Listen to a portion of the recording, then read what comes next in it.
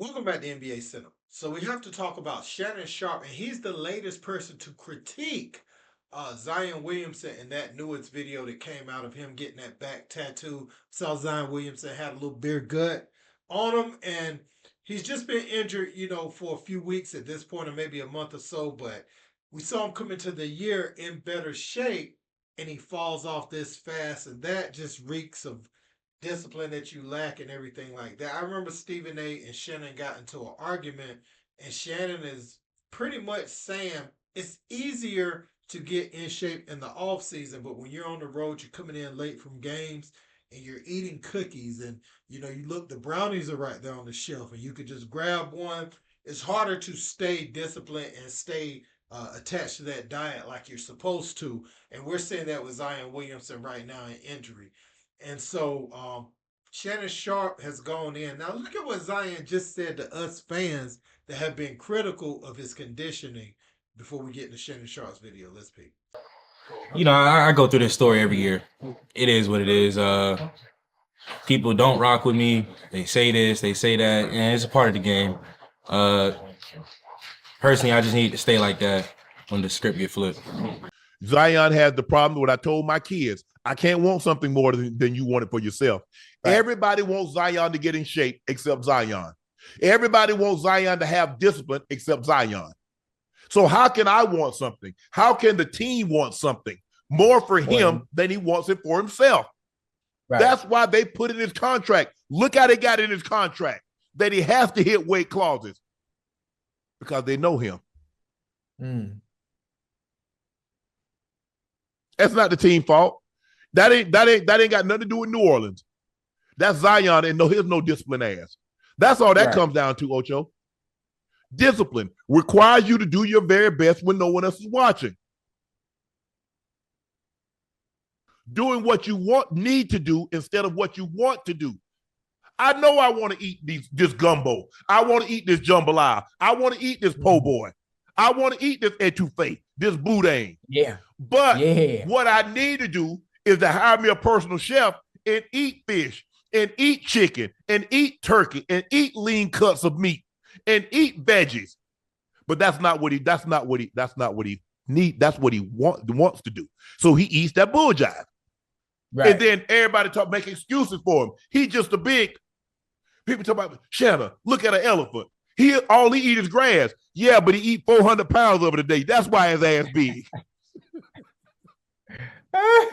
Yeah, look at a whale. Yeah, but you eat thousands and thousands of pounds of krill, you gonna be big. Big, yeah. Zion doesn't have discipline. Y'all got to stop making excuses for the $100 million. Do you see what the money that Jason Tatum just got? Yeah, that could be Zion. Yeah, his approach to the game is completely different.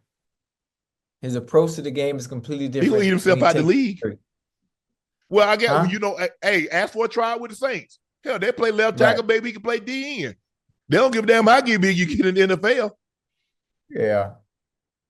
Yeah, man. So Zion Williamson, we saw how sensitive he was, but this is only a story every year because you're making it a story.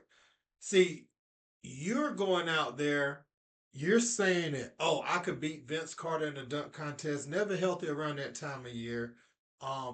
You're not playing in the play-in game to try to get your team in the postseason. What have you done for the Pelicans, really, the whole time you've been there? Flirting with New York from day one like you want to be in New York. What have you done for that organization? They gave you a football structured contract. You cut ties with CAA because of that, because it wasn't guaranteed they could waive you and all that. See, Zion has to take accountability at some point. You're mad you got a football structured deal. I want to say, what was it, like 195 or something like that? He did get a good amount of money. And all the money would be yours if you hit the marks. The accountability hasn't been on you taking care of your body and trying to hit those marks to make sure you got all the guaranteed money. Your perspective is, y'all got me this weak contract. I deserve more. No, you deserve less. You really deserve to be playing on a vet minimum deal at this point. But you want to fire CAA, or not even fire them, but just sever ties with them because you didn't get the deal that you wanted, but you didn't perform to the level to obtain said deal. And I think they did a phenomenal job just for you to have the opportunity to get the money. Like I said, Joel Embiid, yes, he missed his first 2 seasons, but Joel Embiid is 7-1. Joel Embiid can be serviceable if he can just stay on the court, even if he loses some athleticism. He can have that skill at over 7 feet. You were 6'6" and heavy, and had issues with your knees, haven't taken the team to no postseasons or anything like that. You got to remember, Joel Embiid and those guys are a a Kawhi Leonard bounce away from potentially, going further in that postseason and maybe even trying to have an opportunity to win that title. If they keep Jimmy Butler over Tobias Harris or over Ben Simmons, whoever, then maybe they win. And so Joel Embiid has at least given them the hope of having a window to win a championship. You, on the other hand, have never been there for them in the regular season. Half of your time in the regular season in your career has been spent on minute management or 4 minute burst and all these concessions made for you throughout your career. And we see this video, you only been injured for about a month, haven't been playing for a month, and you have a stomach. You know what I'm saying? This is just yeah, I've never seen anything like this so soon. People compare it to Sean Kemp. Sean Kemp had given us all-star seasons. They played the Bulls in the finals. So even as bad as what happened with Sean Kemp during that lockout season, Sean had given us at least a finals appearance with Gary Payton. You see what I'm saying? So they had reached a high as an organization with him. They haven't reached anything with you, but again, Sean Kemp is 6'10". You're 6'6". You got a well more than fair deal with the team that you got. And you need to thank God that you didn't end up in New York. Had you ended up in New York, could you imagine the articles from the New York Times, from any piece of New York media that you can get, and you will never play?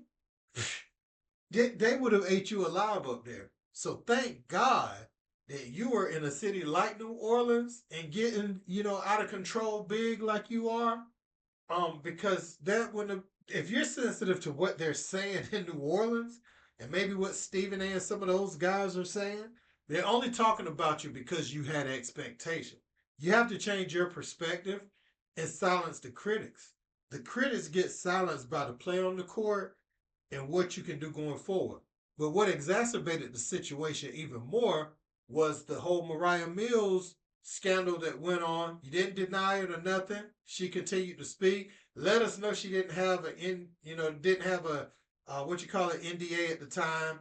She didn't have anything, like you were treating her like, you were a 13-year-old Zion just talking to a girl in high school, and she was able to say whatever she wanted, after the fact.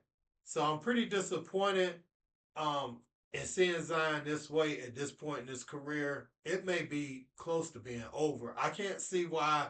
Again, he's not 7 feet or nothing like that. So at 6'6", about 5-6 years, the athleticism start going down completely. What does Zion have? What does he have if he's not as athletic? You see what I'm saying? So yeah, I want to know what you guys think about this in the comments. Don't forget to like, share, and subscribe. Till next time, peace.